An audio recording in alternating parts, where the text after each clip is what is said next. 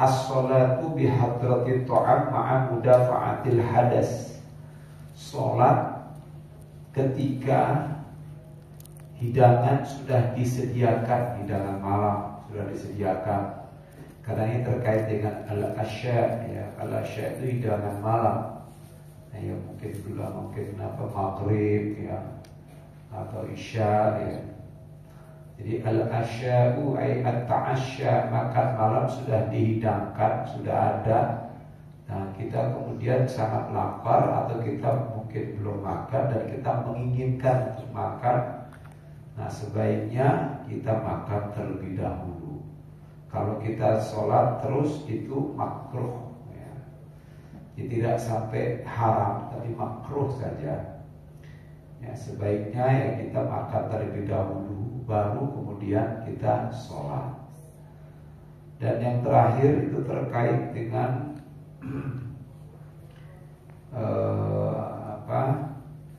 ini terkait dengan sholat dalam keadaan berbau atau ya, al-basol, ya, sesuatu yang bau habis makan, ya. Aklut thawmi ay aklul basoli, memakan makanan yang bau, ya, sejenisnya. Kalau di sini itu ya selain bawang ada jengkol, nah, termasuk petai. Nah, apalagi di hari Jumat, nah, itu dimakruhkan. Kalau sampai menyengat dan mengganggu jemaah yang lainnya, nah itu Nabi itu sampai mengatakan disuruh sholat jangan barengan dengan kita, katanya gitu. Jangan deketin kita, ya, kamu jangan sholat bareng sama kita. Ya, wala yusolli ma'ana wala yaqrabanna, jangan sekali-kali mendekati kami dan juga jangan sholat bareng sama kita. Nah, makna di sini masih makruh, tidak menjadi haram. Tapi kalau mengganggu, ya, baunya badannya dia itu mengganggu, maka itu menjadi bisa haram, harus dibersihin dulu badannya atau menggunakan wewangian. Maka ar-raihah atau at-thib, ya, itu wewangian bagi lelaki itu tidak mengapa. Ya, disunahkan malah pakai wangi-wangian atau parfum atau harum-haruman. Apalagi di hari Jumat. Hari Jumat itu termasuk Id, hari raya. Ya, hari raya ini kalau ada dalam satu pendapat mengatakan Idul Masakin, hari rayanya orang miskin lah, maksudnya gitu. Maksudnya sebenarnya itu hari raya untuk semuanya. Makanya mengapa kalau kita berpuasa di hari Jumat saja, ya, Jumat saja itu hukumnya ya makruh juga, atau cenderung haram, diharamkan, ya makruh kayaknya, masih makruh, ya.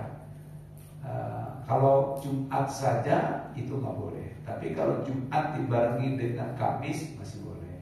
Jumat dengan Sabtu masih boleh. Artinya diikuti. Ya, kalau Jumat saja itu tidak tidak diperkenankan, katanya. Ya, sebaiknya ditinggalkan, gitu ya. Karena itu hari besar. Nah, kalau hari besar, ya sebaiknya sih bebersih dengan ya seperti layaknya kita mau pergi sholat Idul Adha, sholat Idul Fitri, disunahkan mandi. Dan mandinya pun bukan mandi biasa, mandi besar, artinya seluruhnya dibasahi, tetapi nilainya masih sunnah, hukumnya masih sunnah. Nah, itu di hari Jumat. Baik, selanjutnya yang dimakruhkan wa minha kaffus sya'ri wal isbal. Kaffus sya'ri, ya, kaffus sya'ri itu artinya disebutkan mengikat rambut, ya. Bisa juga dari sholat dengan dalam posisi rambut diikat. Wal isbal, isbal itu menjulurkan pakaian sampai menutupi mata kaki sampai menjulur sampai ke tangan. Dan isbal itu ya ada ilatnya, ya. Artinya begini, hukum usul fikih kan ada kaidah usul fikih bahwa al-hukmu yaduru ma'al illah wujudan aw adaman. Hukum itu beredar sesuai dengan sebabnya, adanya atau tidak adanya hukum itu. Jadi tergantung pada sebabnya.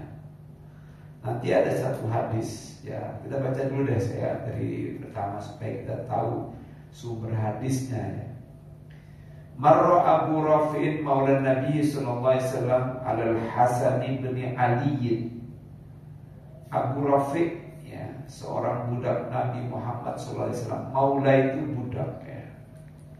Ada maula, ada abdu, itu budak juga. Ada raqabah, itu juga budak juga. Itu istilah budak ya. Nah, ada yang kemudian membedakan kalau apa itu raqib, raqabah ya, riqab. Nah, itu budak yang sudah hampir dijanjikan untuk merdeka. Ya, artinya ya sebentar lagi dia mau dimerdekakan, maka budak tersebut ya mendapatkan posisi mustahik zakat ya. Ada riqab. Nah, riqab itu termasuk juga mendapatkan mustahik zakat. Dia artinya menerima ya, berhak menerima zakat. Maula di sini budaknya Nabi Muhammad SAW. Ya artinya bisa juga kita anggap sebagai pelayan Nabi Muhammad SAW. Memang para ulama berbeda pendapat tentang maula ya, atau budak Nabi. Ada yang mengatakan bukan budak tapi pelayan. Ada juga mengatakan memang budak, Nabi punya budak. Pada saat itu memang perbudakan masih terjadi. Cuma oleh Nabi dimerdekakan. Ya, oleh para sahabat-sahabat Nabi dimerdekakan. Misalnya Abu Bakar pernah memerdekakan Bilal bin Rabah.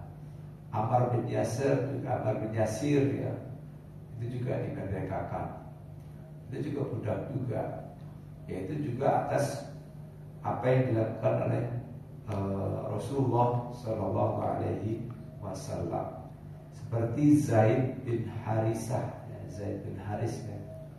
Nah, itu juga sama juga, tapi dijadikan anak angkat ya. Istri Nabi Maria Kiptiah itu kan hadiah budak dari seorang raja Mesir ya, waktu itu namanya dari Mukaukis, dihadiahkan kepada Nabi, tapi Nabi istrikan, langsung menjadi istri ya, tidak menggunakan wali kan. Kalau Nabi khusus untuk Nabi tidak memakai wali, langsung dinikahkan saja. Nah itu hukumnya halal. Nah dari Maria Kiptiah ini ada putra ya bernama Ibrahim, tetapi tidak sampai besar sudah wafat. Baik, kita lanjutkan. Al-Hasan bin Ali alaihi salam wa yusalli qa'iman. Al-Hasan. Jadi Abu Rafi ini budak Nabi melewati Hasan bin Ali.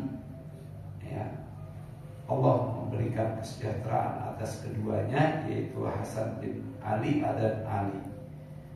Wa huwa yusalli, sedangkan dia yaitu Ali Hasan ya sedang sholat qa'iman wa qad gharaza dhafrahu fi qafahu wa hallaha Abu Rafi wal tafat Hasan ilaihi mughdaban faqala aqbil ala salatika wa la taqtub fa inni sami'tu Rasulullah yaqul dzalika kiflus syaitan.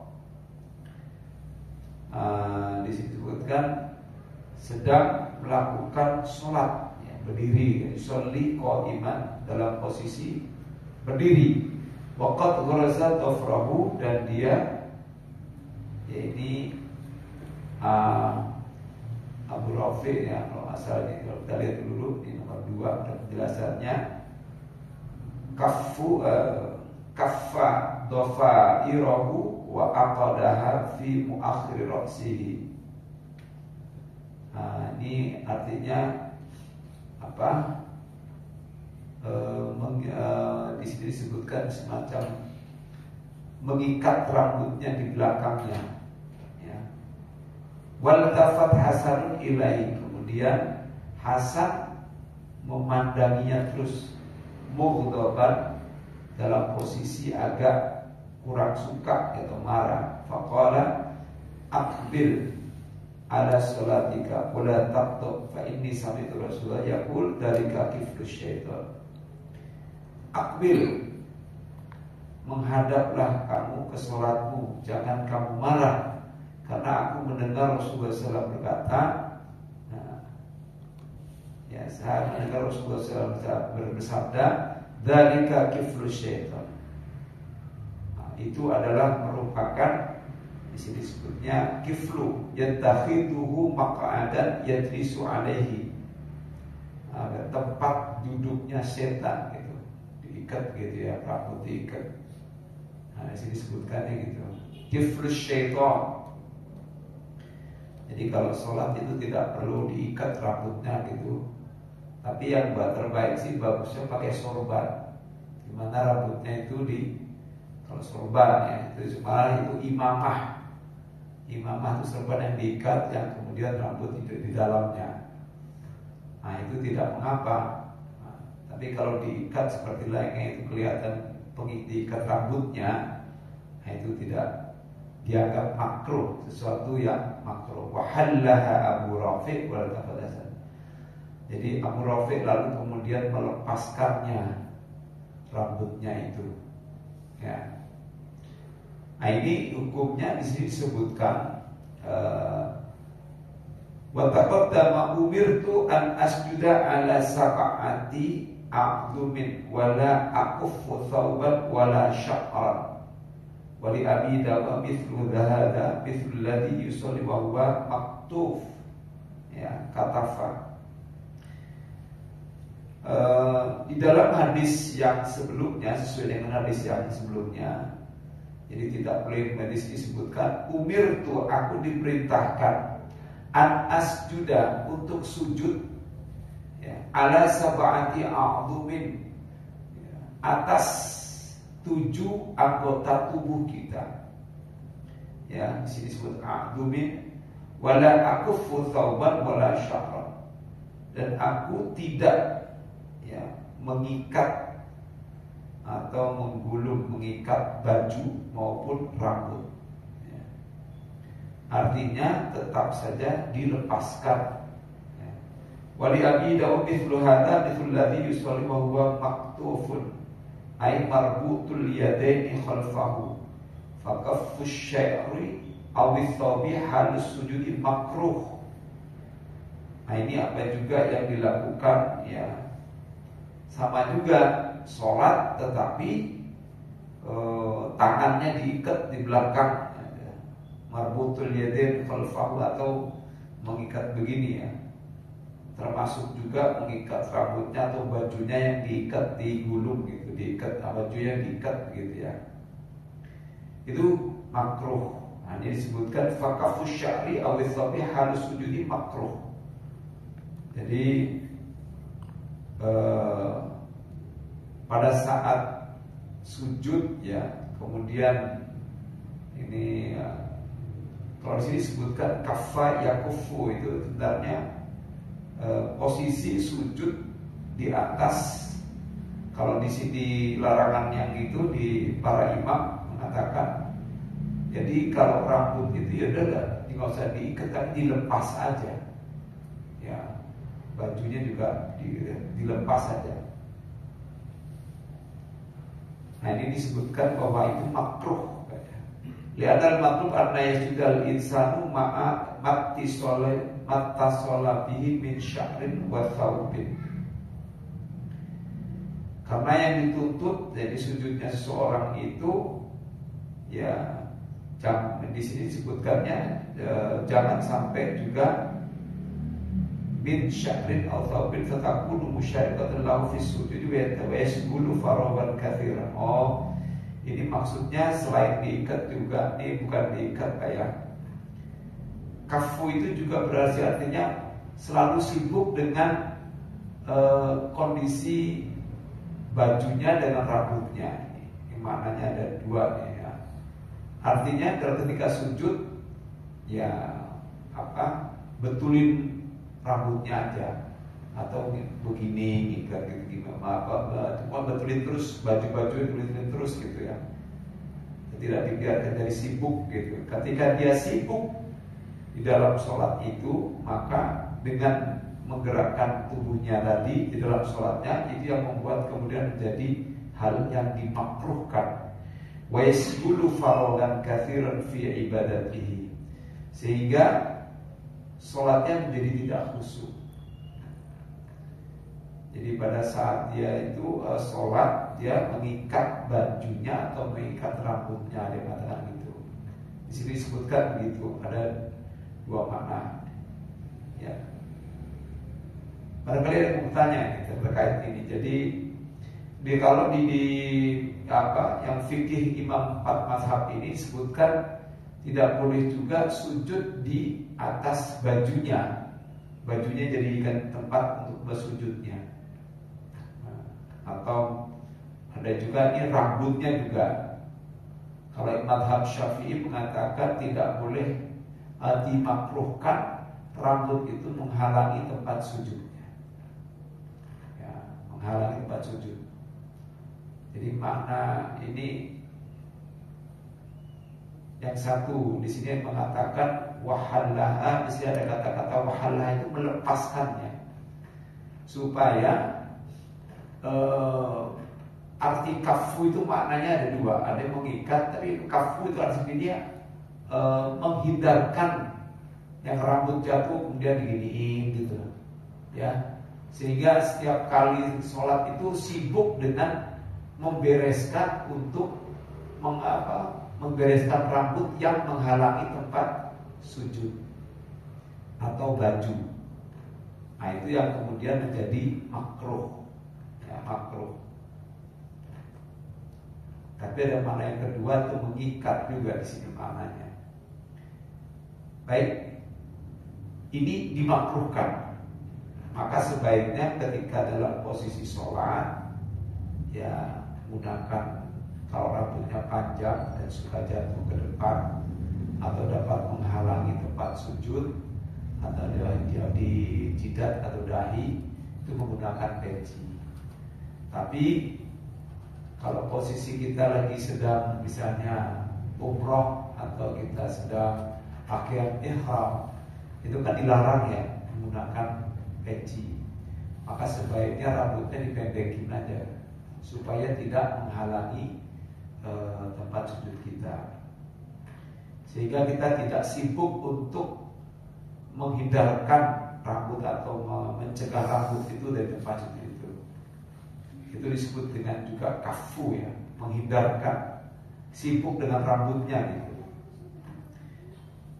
Baik, selanjutnya an Abi Hurairah Rasulullah SAW naha anis sadli fi sholati wa ayyughtiya ar-rajulu fahu.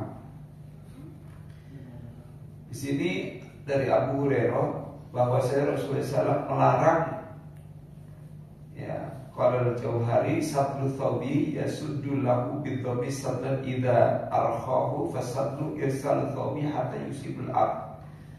Sama dengan as-sadl itu sama dengan isbal. Isbal itu artinya menjulurkan pakaian, membiarkannya sampai terjulur ke tanah. Itu disebut dengan isbal. Ya. Sini disebutkan isbal. Jadi membiarkan tanah sampai menyentuh, membiarkan ini sarung atau pakaian sampai menyentuh tanah. Nah ini hukumnya juga makruh. Dan ini disebutkan wa huwa madmumun kharijus sholati kama sayati fi adabil libas insyaallah. Fa kaifa baina yadillah fi sholat. Ya. Menjulurkan pakaian di luar sholat aja itu sesuatu hal yang tercela. Apalagi di hadapan Allah ya, yaitu di dalam sholat. Itu kita sedang menghadap Allah Subhanahu wa taala, maka hukumnya makruh. Ini menurut Imam Al-Jauhari. Imam Al-Jauhari. Jadi artinya hukumnya makruh. Kalau saya lihat sih rata-rata nggak ada ya yang sampai menjulur ke bawah, kecuali kalau perempuan masih boleh ya, karena perempuan harus menutupi bagian bawahnya, itu dibolehkan. Iya, silakan.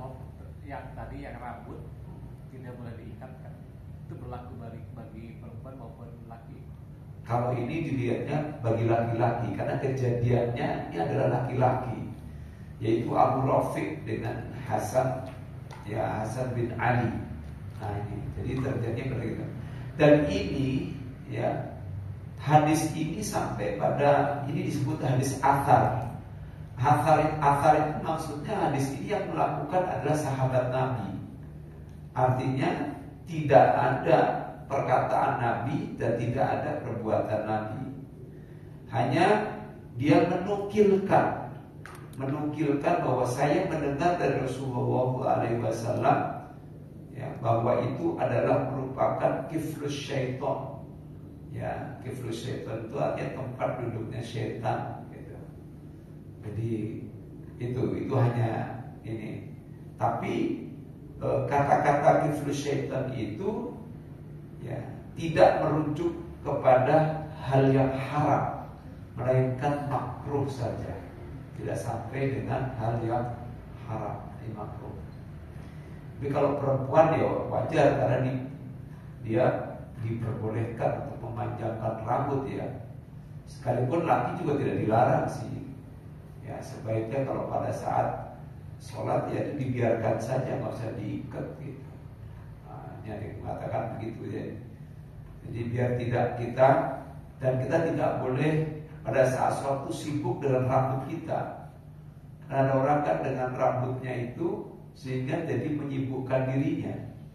Ketika dia saat sujud, dia kemudian merapikan ini. Kadang-kadang ya merapikan itu juga sama dengan kafus syaitan, kafus sya'ri. Sebenarnya kafaya kufu itu kan sebenarnya apa? Bisa juga artinya kepala, bisa juga artinya menghindarkan ini, menghindarkan, sering-sering menggerakkan atau sibuk dengan menggerakkan bajunya, ya, gitu. Bisa juga keduanya itu maknanya seperti itu, Pak. Ada dua kalau menurut pemahaman saya. Nah, baju diikat itu juga sama, termasuk juga kafus syaitan. Jadi katakan seperti ini. Jadi yang marah itu pada saat itu melihat perbuatan apa yang dilakukan oleh Abu Rafiq, ya. Jadi Hasan bin Ali, ya, melototin lah, memandangin Abu Rafiq. Tapi kemudian Abu Rafiq mengatakan jangan marah, gitu. Udah kamu sholat aja gitu. Jadi dalam posisi sholat, ya, di Hasan tuh kayak melototin aja si Abu Rafiq. Nah ini. Jadi ini hanya berlaku pada laki-laki. Kalau menurut saya lihat dari ini ya, lihat dari kejadian yang dilakukan oleh sahabat. Karena di sini tidak dijelaskan ya. Jadi tidak jelaskan laki-laki atau perempuan, tapi di sini kejadiannya laki-laki. Cuma di sini disebutkan di andal matlub ayat juga insanu mati solihi min sya'rin wa thawbin. Nah, di sini ada penjelasan bahwa ketika pada saat sujud seorang yang sedang sholat itu dituntut untuk agar ya tidak menyibukkan dengan rambutnya dan bajunya. Nah, tidak disibukkan oleh itu. Disebutkan wa yasbulu farogan katsiran fi ibadati, sehingga dia sibuk gitu ya, membetulkan rambutnya, mengikat dengan rambutnya pada posisi saat dia sedang sholat. Itu saja mungkin yang bisa saya sampaikan. Barangkali ada pertanyaan lagi, Pak. Nah, terkait dengan ini Pak, yang kedua, yaitu menjulurkan pakaian atau disebut dengan isbal atau dengan nama lain yaitu sadal. Ya. Ini di hadis yang terakhirnya ada Innallaha jalla dzikruhu la yaqbalu sholata rajulin musbilin izarahu. Wa anhu, ini dari Abu Hurairah, dari Nabi SAW bersabda, sesungguhnya Allah yang maha mulia ya tidak akan menerima sholat seorang lelaki kalau pakaiannya, sarungnya, kainnya itu isbal. Ya. 8 ada keterangan di bawah. Sababuhu anna Nabi sallallahu alaihi wasallam ra'a rajulan yusalli musbilan izarahu faqala lahu idhab fatawadda. Nah, ini sebab dikeluarkan hadis ini, yaitu bahwa Nabi melihat seorang lelaki sedang sholat dalam posisi pakaiannya terjulur, ya, musbilan isbal. Faqala lahu, kemudian Rasulullah berkata kepadanya, ya, idhab fatawadda. Setelah dia selesai dari sholatnya, pergi wudhu sana katanya. Karena fadhaba fatawadda, disuruh wudhu kembali untuk melakukan sholat. Thumma ja'a faqala lahu idhab fatawadda thumma ja'a faqala rajul ya Rasulullah, ya, amartahu bil wudu marrataini faqala al hadis, ya. Seorang laki-laki tadi itu kemudian ngomong, ya, engkau telah memerintahkannya wudu sampai 2 kali. Mengapa sampai seperti itu? Jadi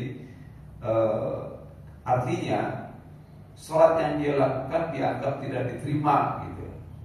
Ini sebabnya karena dia menggunakan pakaiannya menjulur sampai ke tanah. Ini sebagaimana yang dilakukan oleh para raja-raja di Romawi saat itu dan raja-raja kala itu yang menggunakan pakaian itu sampai ke bawah.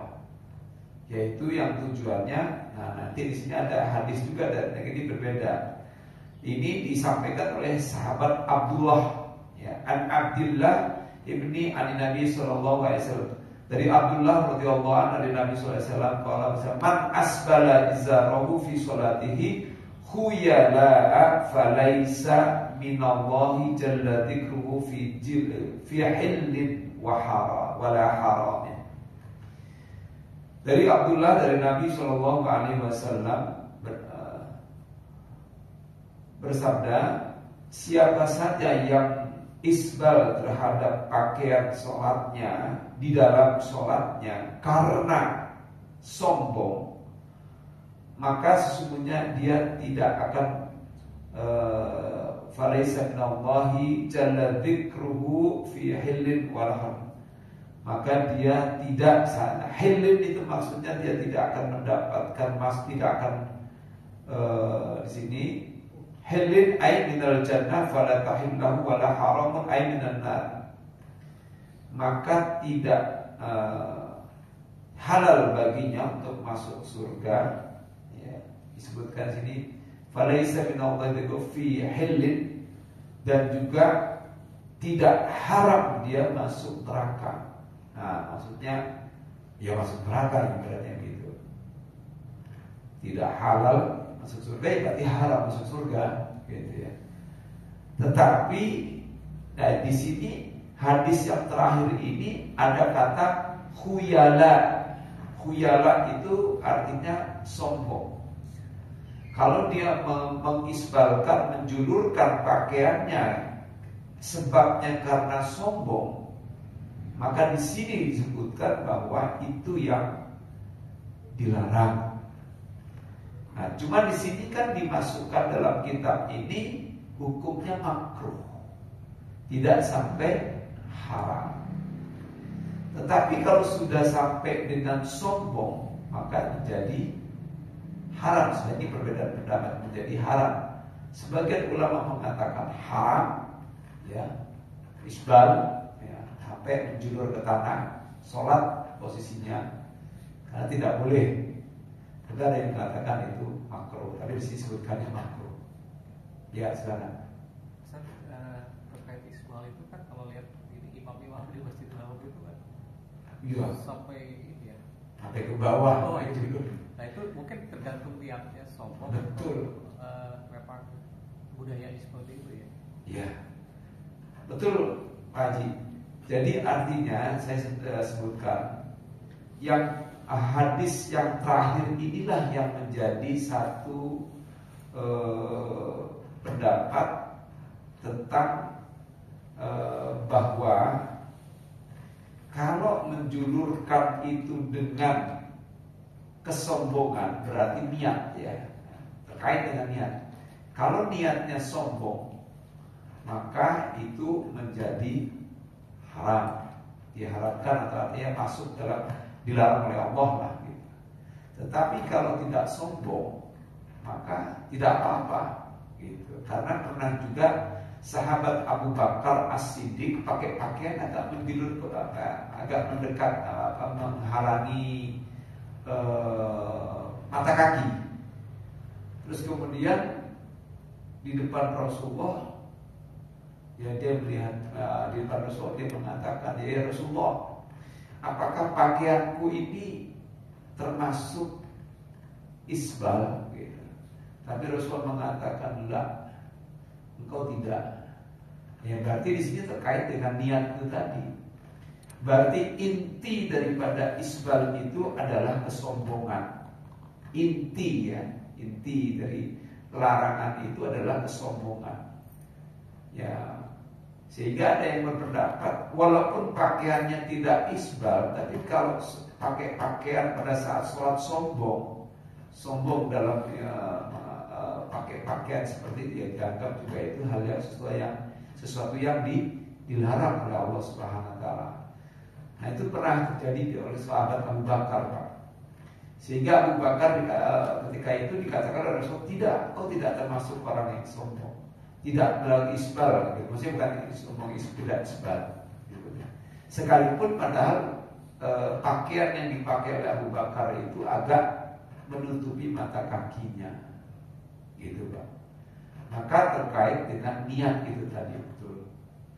Saya melihatnya imam di Masjidil Haram, Masjid Nabawi, selain dia pakai pakaian dalam gamis, maka dia pakai jubah. Nah jubahnya itu besar, tebal itu ya, bagus gitu ya, ada warna kuning di sininya. Warnanya juga agak ada yang kuning kehijauan, kayak kuning ya. Terus agak enggak terlalu menjulur sih ya, cuman dia agak bawah banget gitu. Kita tidak bisa melihat mata kakinya imam itu. Ya dia tertutup kan maksudnya. Ya sebenarnya coba gambarnya. Iya Pak. Iya tertutup ya. Tertutup semua. Semuanya tertutup. Nah oleh karena itu, nah disinilah perlunya kita memahami suatu hadis, jangan tekstual gitu. Artinya mengambil satu hadis saja, terpaku dengan satu hadis. Ya, padahal masih ada hadis lain yang kemudian ada ilatnya, sebabnya karena khuyala, yaitu sombong. Nah sombong itu terkait dengan niat tadi kan.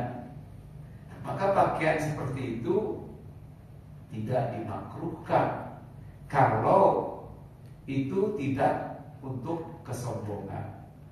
Ya, pakaian isbal itu kan yang digunakan oleh raja-raja dahulu, kan pakaiannya sampai nyeret gitu loh Pak.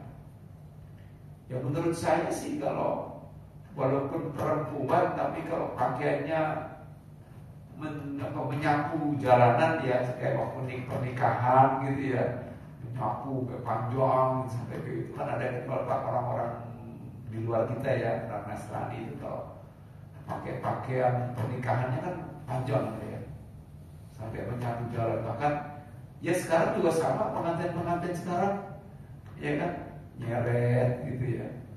Nah itu tergantung niat tadi, betul kata Pak Haji tadi ya, atau tergantung niat. Artinya kalau dia ada niat sombong dengan menjulurkan pakaian itu sebagai suatu kebesaran, pakaian kebesaran, kesombongan, ya, maka dia menjadi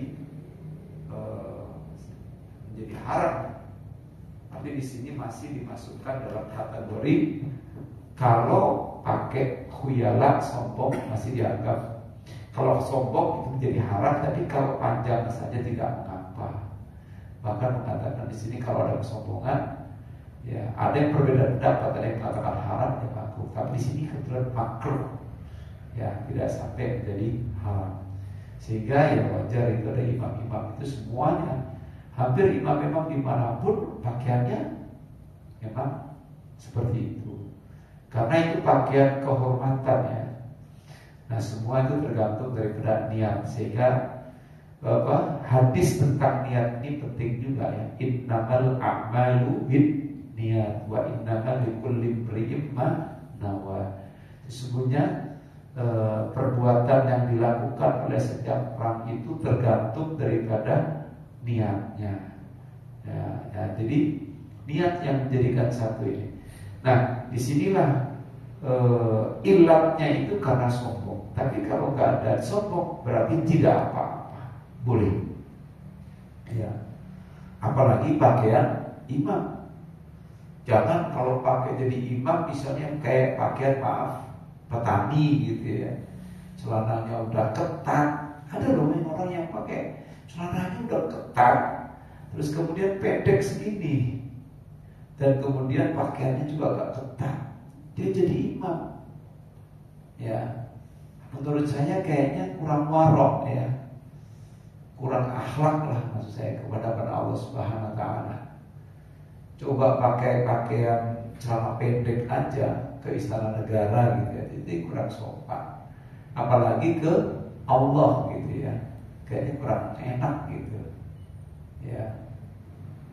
Ya artinya kurang akhlak lah di hadapan Allah Subhanahu Wa Taala.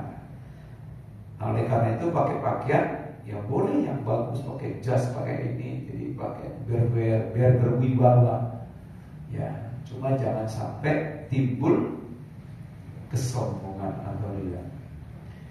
Dan yang dimakruhkan selanjutnya yaitu at-tatha'ub, minha at-tatha'ubu wat-tashbiku wan-nafhu. Kemarin udah ya, yaitu menguap dan juga tashbik ya, syabaqah. Tashbik itu juga ini kaitannya dengan itu. Di sini ada ya Muhammad, yang dimaksud dengan tashbik itu syabaq.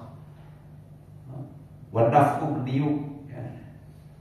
Tashbik itu termasuk ketika Bapak sibuk juga menghindar-hindarkan rambut yang ada. Ini yang dimaksud dengan tashbik juga ini, sibuk dengan itu. Coba kita bahas dulu kali ya, dari yang pertama dulu. An Abi Hurairah an Nabi sallallahu alaihi wasallam, qala dari Abu Hurairah dan Nabi sallallahu alaihi wasallam bersabda, at-tatha'ubu fi sholati minasyaiton, fa idza tatha'a ahadukum falyaktim mastata'a. Menguap di dalam sholat termasuk perbuatan setan. Maka barang siapa di antara kalian yang menguap, maka hendaknya menutup ya, mencegahnya, menahannya sesuai dengan kemampuannya pada saat dia menguap. Empatnya dan penjelasannya. Jadi wal yadfa, menahan, wal yato yadahul yusra ala fami, dan hendaknya meletakkan tangan kirinya di mulutnya, gitu ya. Nah, di sini disebutkan gitu. Jadi ditahan dan hendaknya dihalangi pakai tangan kiri, bukan pakai tangan kanan, tapi tangan kiri. Ya, kalau nggak bisa ketahan, jangan terlalu menguap, dibiarkan menguap. Tetapi segera mungkin dan ditahan. Kalau kita menguap ya, pasti masih nguap sih. Karena mengapa di sini ada disuruh menutup mulutnya dengan tangan kirinya ya, tapi masih menguap ya. Dengan menutup itu agar supaya tidak menguap terlalu lebar kelihatan mulutnya. Rawahu Tirmidzi wal Bukhari fi Badil Khalqi. diriwayatkan oleh Imam Tirmidzi, Imam Bukhari ya, dalam lafadznya ini lafadznya ada lagi ini ada lafzuhu at-tasa'ubu minasyaitoni fa idza tasa'alahu falyaruddahu masata'a fa inna ahadakum idza qalaha dohika syaitonu minha. Jadi menguap adalah bagian dari syaitan. Maka salah seorang di antara kamu apabila menguap pada saat sholat, hendaknya dia menahannya sebisanya.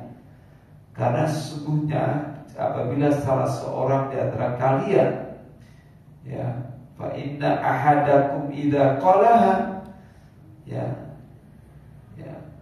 fa inna ahadakum idza qala dhahika syaitan. Jadi kalau sampai ada seorang di antara kita sampai ngomong gitu, itu setan itu akan tertawa ya, melihat posisi kita seperti itu. Nah disebutkan fatathabu min amali syaitan ya.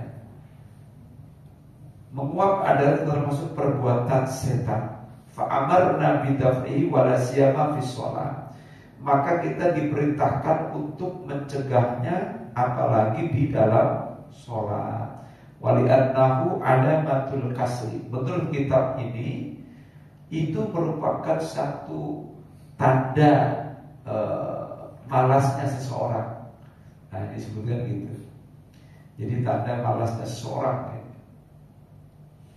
Nah oleh karena itu hendaknya kita menahan, jangan sampai kita menguap terlalu melebarnya.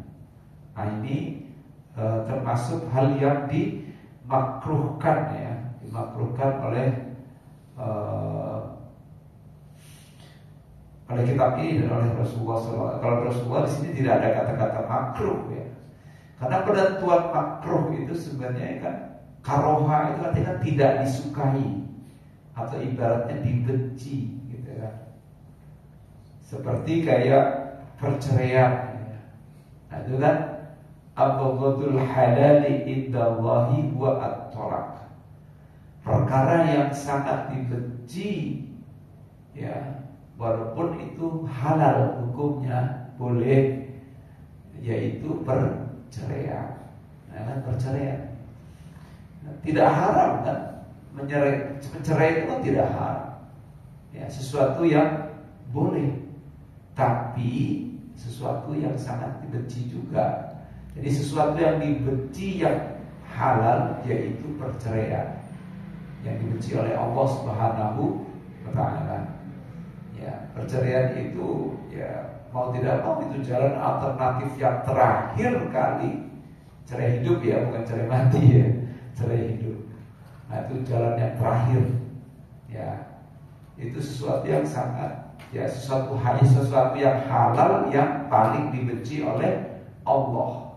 Allah tidak menyukai, tapi setan menyenangi itu. Bahkan setan itu mengajarkan kepada para tukang-tukang sihir ya, untuk bagaimana memisahkan antara suami dan istrinya.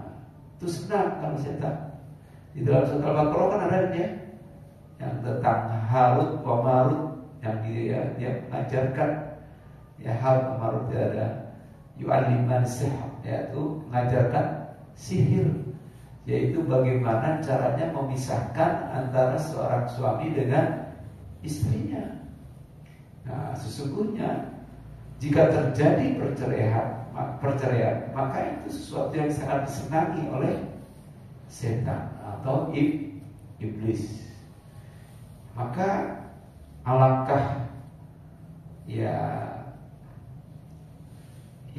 alangkah kurang baiknya lah kalau seandainya tapi itu sesuatu hal yang terpaksa ya. Misalnya dia tokoh agama gitu ya, sudah jadikan panutan gitu ya, kemudian terjadi sampai seperti itu, cerai gitu ya, dan kemudian ya itu, tapi mau nggak mau ya, namanya kehidupan ini kan pasti ada ya persoalan-persoalan yang harus dihadapi ya, terkait dengan rumah tangga itu ya. Soalnya banyak yang seperti itu ya, tokoh-tokoh agama itu melakukan seperti itu. Ya banyak ya. Oleh karena itulah hal-hal yang makruh ya, sekalipun dia itu boleh, sebaiknya dihindarkan. Nah, termasuk ini juga kan sesuatu yang makruh di dalam sholat. Namun kalau posisinya itu darurat, makruh ya. Misalnya menahan buang hadas gitu ya. Kalau dia sebagai imam, ya waduh bingung gitu ya. Dia sebagai imam udah itu berada di ujung rakaat terakhir gitu kan ya, atau di rakaat terakhir, kemudian dia pengen buang gas gitu, tapi ditahan. Ini antara dua dan gimana, mau batal semuanya ya kan, bisa jadi terjadi kan, atau terjadi keributan, bisa juga terjadi kalau seandainya para makmumnya nggak ngerti, bisa bubar gitu ya. Nah, cuma akhirnya ya ditahan aja udah ditahan aja udah daripada tidak. Makanya kalau pada saat kita perutnya masih dalam posisi seperti itu, ya keluarga seluruh begitu ya, ya sebaiknya mungkin lebih enak gak usah jadi imam dulu sementara gitu, serahkan aja ke orang lain gitu. Saya kira itu kalimat yang dapat saya bisa sampaikan. Mudah-mudahan ini tercerahkan untuk kita semuanya, dan kita bisa mendapatkan pengetahuan terutama dalam hadis-hadis Rasulullah dan juga terkait dengan firman Allah Subhanahu wa taala yang disebutkan di dalam kitab At-Taj Al-Jami'ul Usul fi Ahadi Rasul. Mungkin itu saja yang bisa saya sampaikan, dan kita tutup sama-sama dan kita baca Alhamdulillah Rabbil Alamin. Subhanakallahumma wa bihamdika asyhadu an la ilaha illa anta astaghfiruka wa atubu ilaik.